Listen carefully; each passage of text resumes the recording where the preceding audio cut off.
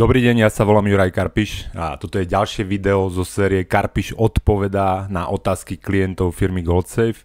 Firma GoldSafe prevádzkuje internetovú stránku investičnezlato.sk. No a tá dnešná otázka je pomerne jednoduchá a viac menej ide o to, že či si myslím, že tá cena zlata dnes, keďže je trošku v korekcii, či je výhodná z hľadiska nejakého krátkodobého horizontu na nákup, na dokúpenie zlata, na dokúpenie toho investičného zlata, že či teda nie je potenciál, že v tom následujúcom období, ja neviem, po pár mesiacoch to bude opäť rásť, že či teda to zlato dnes nie je lacné a nie je vhodné na nákup. Na začiatku musím povedať, že nikto nevidí do budúcnosti a ani ja nie som prorok rak, a čiže neviem, ako úplne úprimná otázka je neviem. Môžem povedať moje pocity vzhľadom na to, čo si myslím, že sa deje v ekonomike, v tom finančnom systéme a čo sa deje s úrokmi. Ale hovorím, neverte mne a ani asi sám neverím a často preto diverzifikujem a preto sa snažím s časťou portfólia nečasovať a aktívne neobchodovať. No ale v podstate z toho krátkodobého horizontu by som asi súhlasil. Mám na to viac menej dva dôvody. Že ten prvý je, že keď sa pozrieme na to zlato v porovnaní s akciami, tak zlato určite nie je drahé, je skôr lacné. Keď sa pozriete napríklad na akciový index S&P 500 vyjadrený v gramoch zlata, tak určite to nevyzerá, že to zlato je nejak drahé. Ale ten hlavný dôvod, prečo si myslím, že tá cena zlata je momentálne lacnejšia, je ten ďalší prudký rast úrokov na dlhopisových trhoch, ktorý sme zažili viac menej v priebehu leta a po lete, teraz na jeseň.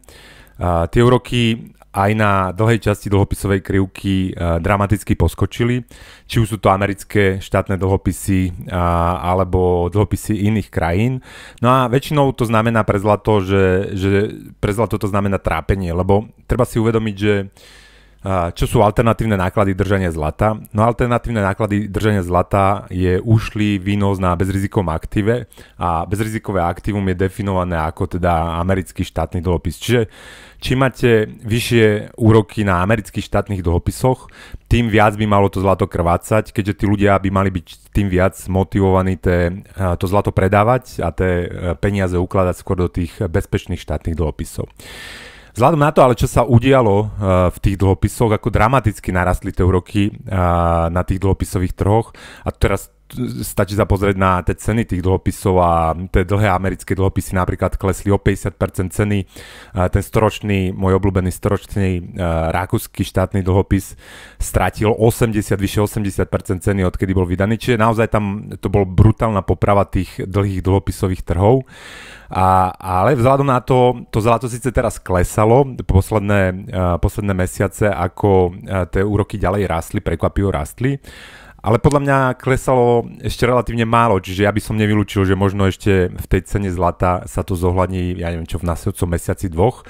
Ale keďže mám pocit, že ten rast úrokov, ten des úrokový by sa mohol blížiť akože minimálne v tom krátkodobom horizonte niekde ku koncu, tak zároveň mám pocit, že tomu zlatu by sa mohlo uľaviť v tých následujúcich mesiacoch štvrť roku. Prečo mám ten pocit, že tie úroky alebo ten rast úrokov na tej dlhej časti tej dlhopisovej krivky by sa mohlo zmierniť alebo časti zvrátiť? Hlavne preto, že podľa mňa tie hlavné centrálne banky už teda signalizovali, že buď si dajú pauzu s tým zvyšovaním úrokov a plus akože že šťastie to už bolo zapracované do tých výnosov, tých dlhopisov. No a druhá vec, prečo si myslím, že by sa to mohlo obrátiť, alebo je teda môj názor, že aj v Amerike hrozí recesia, že ja si stále myslím, že to ekonomické spomalenie, prípadne recesia, príde aj do tej Ameriky, možno už koncom tohto roka, možno začiatkom toho budúceho. A to nie je zvyčajne doba, kedy tie úroky ďalej rastú, naopak je to skôr doba, kedy sa tí rôzni investori stiahujú z tých rizikovejších aktív a idú sa schovať do tých dlhopisov, čo teda zvyšuje ceny tých dlhopisov a znižuje výnosy na tých dlhopisoch. Čiže ja mám pocit, že tento trend k nemu by mohlo dôjsť v nejakom krátkodobom horizonte, ja neviem čo, do pol roka, a to by mohlo teda pomôcť aj tomu zlatu. Druhý dôvod je, prečo som optimistický teda ohľadom toho zlata aj v tom strednodobom horizonte, je tá samotná recesia. Lebo tá recesia zvyčajne prináša so sebou kopu negatívnych ekonomických javov, kopu desu na akciových trhoch, kopu desu v ekonomike a väčšinou tie centrálne banky nenechajú kamarátov na akciových trhov v štychu a väčšinou citlivo reagujú na to, čo sa deje na akciových trhoch.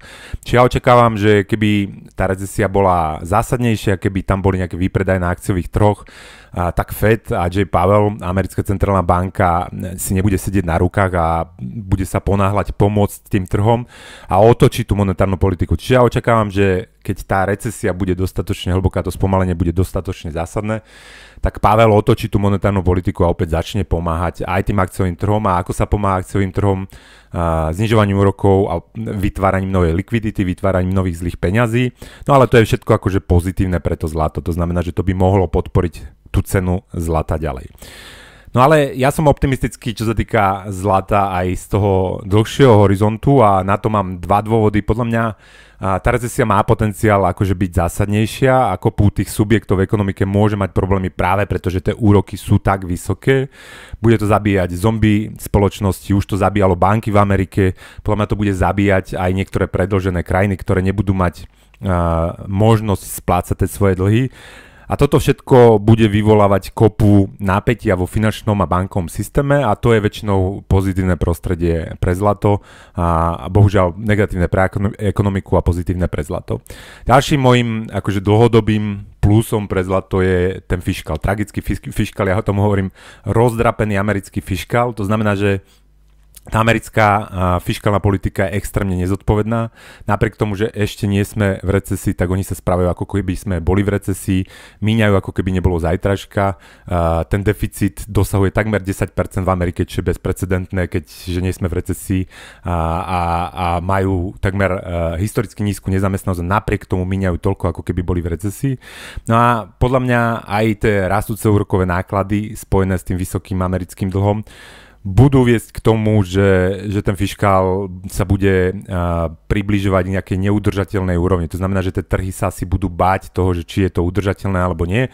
No a to je väčšinou opäť prostredie, v ktorom ako keby sa zvykne dariť zlatu, lebo v takomto prostredí sa snaží aj centrálna banka pomáhať tomu fiškalu a väčšinou v takom prostredí sa spustí niečo, čo sa volá finančná represia. To znamená, že tie úroky v ekonomike sú nižšie ako inflácia nejakú dobu, aby sa teda zničilo časť štátneho dlhu za pomoci teda tých zlých peňazí. Toto je môj názor, čiže opatrne súhlasím, že hej, že mám pocit, že to zlato dnes nie je drahé, že je skôr lacné, teda subjektívne si myslím, že je skôr lacné. Napriek tomu ešte raz zdôrazním, že ja som skôr zástanca, pre väčšinu ľudí je vhodnejší prístup. Nesnažiť sa to časovať, nastaviť si nejaký podiel, ktorý chcete mať v zlate a k tomu sa postupne prepracovať nejakým dollar cost averagingom a poprípade prikupovať to zlato, ako sa vám zväčšuje net worth, tak postupnými nákupmi to zlato prikupovať. Dobre, to je na dnes všetko, uvidíme ako to dopadne, či prorok Rak mal pravdu alebo nemal pravdu, no a niekedy na budúce pri vašich ďalších otázkach, dovidenia, do počutia, majte sa pekne.